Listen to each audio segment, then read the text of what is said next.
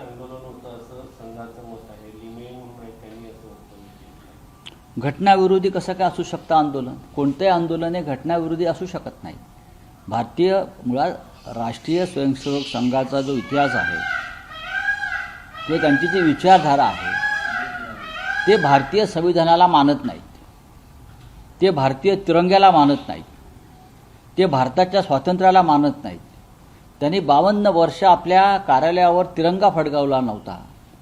ते त्यांना एक स्वतंत्र संविधान निर्माण करायचं आहे हे सगळ्यांना माहिती आहे.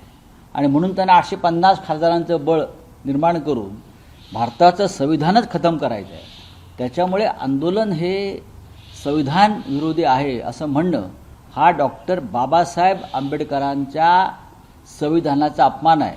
मग गेल्या अनेक वर्षामध्ये भारतीय जनता पक्षाने केलेली जी आंदोलनं होती ती कोणत्या संविधानाच्या चौकटीत बसत होती? जयप्रकाश नारायण यांचं आंदोलन 1975चं हे संविधानाच्या कोणत्या चौकटीत बसत होतं?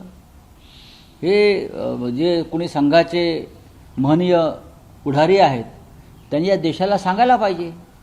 आपण सगळे भाजपचे लोक, तुम्ही हा देश चालवताना संविधानाचा आदरच करायला तयार नाही.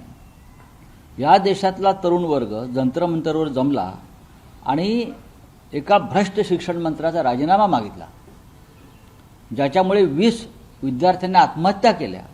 त्याचा राजीनामा मागणं हे घटना बाह्य आहे असं कोणाला वाटत असेल तर त्या माणसाची मानसिकता तपासावी लागेल.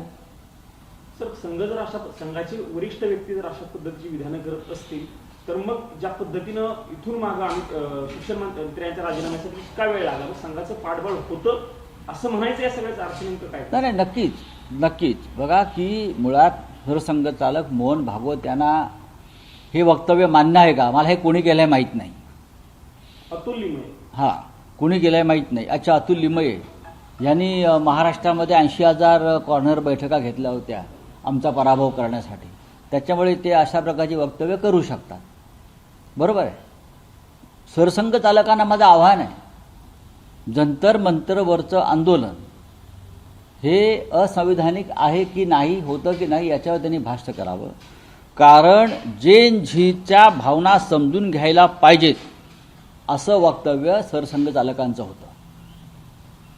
जेव्हा आंदोलन सुरू झालं तेव्हा तरुणांच्या जेन झीच्या भावना ज्या आहेत त्या समजून घेतल्या पाहिजेत असं सन्माननीय परमपूज्य सरसंघचालक मोहनराव भागवत यांचं म्हणणं होतं आणि ते योग्य होतं.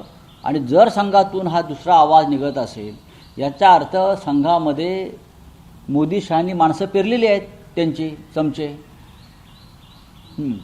हो गया सर.